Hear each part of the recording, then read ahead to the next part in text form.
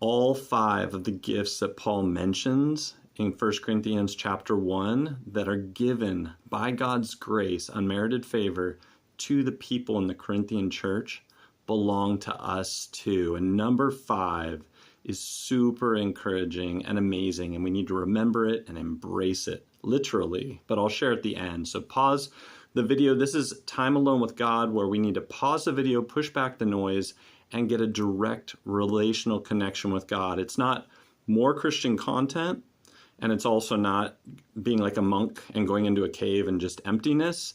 This is where we have a guided time where we use relationally based, biblically based relational skills. So pause the video. First minute is where we speak to God. We're open, we're real. We seek to be completely ourselves before God because our heart's desire is to be fully known and fully loved by God. So pause the video, take that first minute, and even talk out loud to God.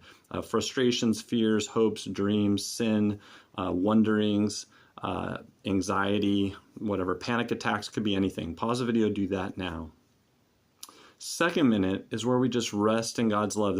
Can be super challenging, but it's pushing back the idea of performance and recognizing that we love, or we act, or we move out because he first loved us. So we need to fill up our cup because we can't pour from an empty cup.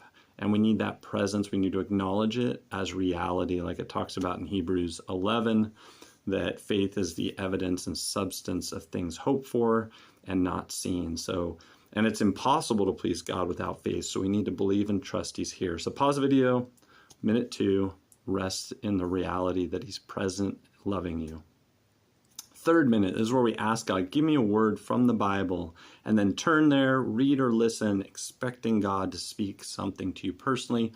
Or if you have a reading plan, go ahead and just do that and know that God knows exactly where you are, and be ready to hear it and act on it too if he tells you to do something. So do that now. Pause the video, third minute.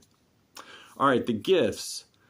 God gives knowledge. God gives speech. A lot of times I feel like I'm not quick on my feet with my mouth. I don't know if anybody else can relate. God gives spiritual gifts. Everybody has spiritual gifts, and you're unique with your gift mix too. God also makes us righteous in Jesus. We have the goodness of Jesus, but the final one is fellowship. So when we believe in Jesus, we have that relationship is locked. The devil cannot snatch us from his hand, but we have a choice daily to enjoy fellowship, which is daily relating and that direct connection of inviting him into our life. So let's turn into his hug and enjoy that embrace and that connection.